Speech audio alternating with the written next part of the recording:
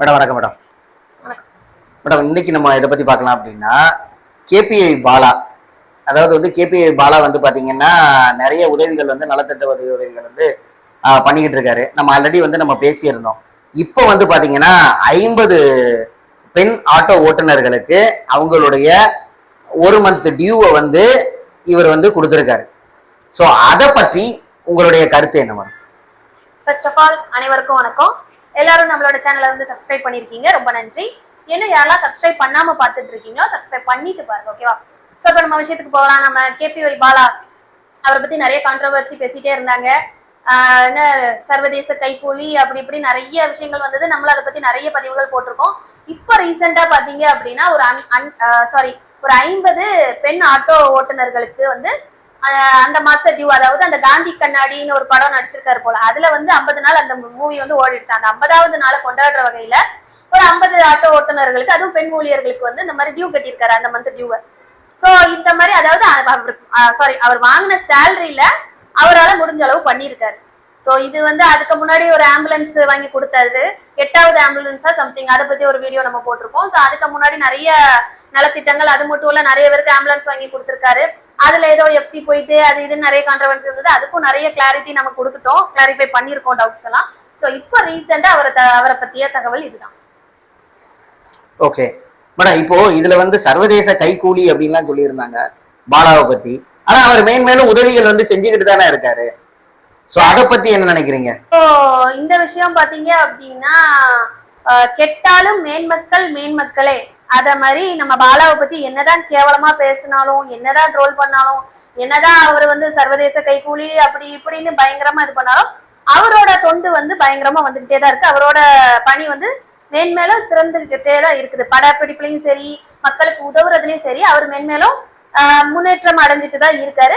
ஆனா அவரை பத்தி குறை சொல்றவங்க கடைசி வரை குறை சொல்லிக்கிட்டு அப்படியே இருக்க வேண்டியதான். அதான். சோ நல்லவங்களை எப்பவுமே நம்ம வந்து தேவையில்லாம பேசும்போது நல்லவங்க வந்து அவங்களோட லெவல வந்து அடுத்தடுத்த லெவல்ல போய்கிட்டே தான் இருப்பாங்க, ஹையர் லெவலுக்கு. சோ குறை சொல்ற மக்களுக்கு தான் கஷ்டம். இப்போ இந்த காந்தி கண்ணாடி படம் வந்து 50 நாள் ஓடுனது, அதனால 50 பேருக்கு வந்து ஆட்டோ குடியும் கொடுத்துருக்கேன் அப்படிங்கிற மாதிரி சொல்றாரு. சோ இந்த படம் வந்து லாபகரமான படமா மேடம்? என்ன மிஞ்சி மிஞ்சி போனா ஒரு 5 to 10 crores எடுத்திருப்பாங்க. சோ அந்த ஓடிடி அது இதுலயே பயங்கர லாபம் வருது. இப்போ சினி ஃபீல்டு தானே பயங்கரமா இருக்காங்க.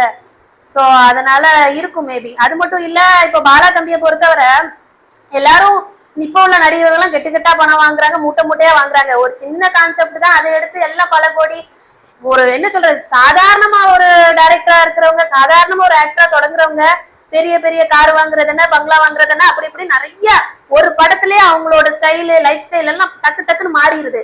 அப்படி உள்ள சூழ்நிலையில வந்து பாலா தம்பி வந்து அவரால் முடிஞ்ச அளவு பண்ணிட்டு இருக்காரு. அவரோட பணி மென்மேல சிறக்கணும்னு நான் நினைச்சிட்டு இருக்கேன், வாழ்த்துறேன். பாலாவை பொறுத்தளவுல தனி ரசிகர் மன்றம் வந்து தொடங்கியிருக்காங்க அப்படிங்கிறாங்க. சோ அதை பத்தி என்ன மேடம்? ஃபேன்ஸ் கிளப்பை பொறுத்தவரை நிறைய அவங்க, அதாவது யங்ஸ்டர்ஸ்க்கு நிறைய பேர் பண்றது அது வந்து யூஸ்வல் தான், யூஸ்வல் தான்.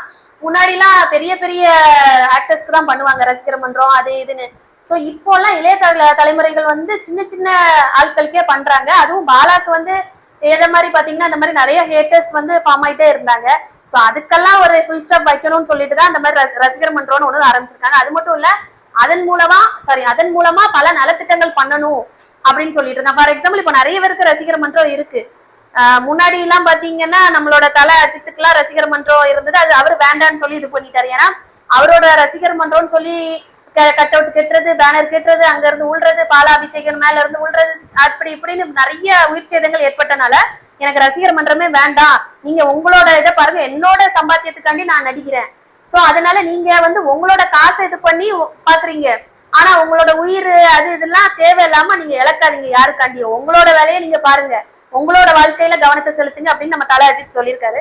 சோ அந்த மாதிரிதான் நிறையவங்க ரசிகர் மன்றம் அப்படிங்கிறது உருவாக்குறது ஒரு பெரிய விஷயம் கிடையாது. ஆனா பாலாக்கு வந்து இப்ப உருவாக்கி இருக்காங்க. எதனால அப்படின்னா அவரோட நல்ல குணத்துக்கு, மென்மேலும் அவர் வந்து இந்த மாதிரி நல்ல நலத்திட்டங்கள் செய்யணும் மக்களுக்கு அப்படிங்கிற ஒரு இதுக்கு ஒரு ஊன்றுகோலா அமையணும், ஒரு என்ன சொல்ற ஒரு ஊக்குவிக்கிற வகையில இந்த மாதிரி மக்கள் பண்ணியிருக்காங்க.